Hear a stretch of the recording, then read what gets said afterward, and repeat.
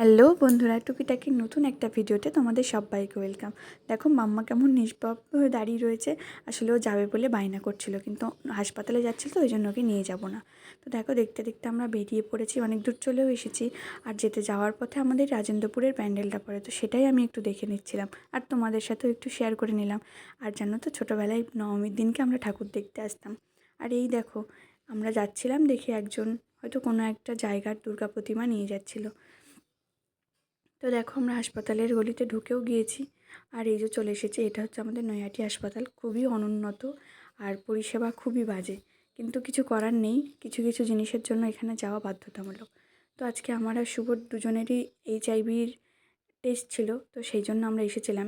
আমাদের 10:30 আসতে বলা হয়েছিল, কিন্তু এসে দেখি ঘর বন্ধ। তো উনি প্রায় 11:30 নাগাদ এসেছিলেন। তারপরে রক্ত নেওয়া হয়ে গেলে আমরা চলে এসেছিলাম একটু জুডিওতে। অনেক দিনের ইচ্ছা ছিল আসার, কিন্তু আসবো আসবো করে আসাই হয় না। আর জানো তো, এই জুতোগুলো নেওয়ার ইচ্ছা ছিল আমার এখানকার, কিন্তু প্রেগনেন্সিতে অনেকের পাটা ফোলে, তো তো আমার পাটাও একটু ফোলা ফোলা ছিল, যেহেতু অনেকক্ষণ ঝুলিয়ে এসেছিলাম, বসেছিলাম।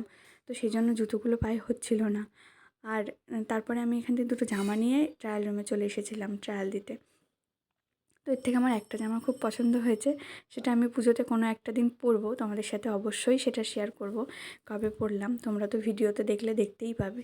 তো দেখো, তারপরে আমি লিফটে উঠেছিলাম। আর আমার জন্য লিফটে উঠতে খুব ভয় লাগে, মানে সত্যিই ভয় লাগে। মানে বদ্ধ জায়গার মধ্যে লিফটে, তারপরে যে সাবওয়ের রাস্তাগুলো হয় সেই রাস্তাগুলোতে ভয় লাগে। আর এখান থেকে আমি একটুখানি লিপ গ্লস দেখছিলাম, একটা কালার খুব পছন্দ হয়েছিল, কিন্তু সেটা ছিল না সেই কালারটা অ্যাভেলেবেল। আর এইখানে আমার বর হচ্ছে বিল পেমেন্ট করছিল, তাই আমি একটু ভিডিও করে নিলাম। দেখো তারপরে আমরা বেরিয়ে পড়েছি। আর এখানে একদম পুজো পুজো শুরু, মানে পুজো পুজো ওয়েদার চলে এসেছে, মাইক টাইক দিয়ে দিয়েছিল। তো এবার আমরা সোজা যাব বাড়ির পথে। মানে অনেকক্ষণ হয়েছে বেরিয়েছি, প্রায় সকাল 10টা নাগাদ বেরিয়েছি। আর যখন ফিরছিলাম তখন প্রায় 1:30 বাজে, এরকম বাজে। তো যাওয়ার পথে না, আমাদের যে ভেতরের রাস্তা আছে, গ্রামের ভেতরের রাস্তা, সেই ভেতরের রাস্তা দিয়ে যেতে যেতে একটা ডাবওয়ালাকে দেখতে পাই। আর এখান দিয়ে আমি বলছিলাম একটু ডাব খাবো, তাই জন্য একটা ডাব নিয়ে নিয়েছিলাম। তো তখন আর খাইনি, বাড়িতে এসে সেটা খেয়েছিলাম, মানে তখন শুধু কেটে দিয়েছিল আর বাড়িতে এসে। আর আমার কিন্তু ডাবের জল আর ডাবের শাঁস বলো, আমার খেতে খুব খুব খুব ভালো লাগে। মানে ডাবের এই নরম নরম শাঁসগুলো আমার আমার খুবই প্রিয়, একদম মানে কী বলবো তোমাদের, অমৃত লাগে। তোমাদের কাদের কাদের খেতে ভালো লাগে আমাকে কিন্তু অবশ্যই জানিও। তো এবার খাওয়া দাওয়া করে আমি স্নান করে চলে এসেছি। আর মা সকালে পুজো দিয়েছিল, আমি দুপুরে ঠাকুর সেবা দিয়ে চলে এসেছিলাম খাওয়া দাওয়া করতে, যেহেতু সেই অনেক সকালে খেয়ে গিয়েছি, তার মধ্যে কিছু খাওয়া হয়নি সেই জন্য। তো এখানে রান্না হয়েছিল কচু শাক, মাছের মাথা দিয়ে ডাল, আর হচ্ছে মাংস।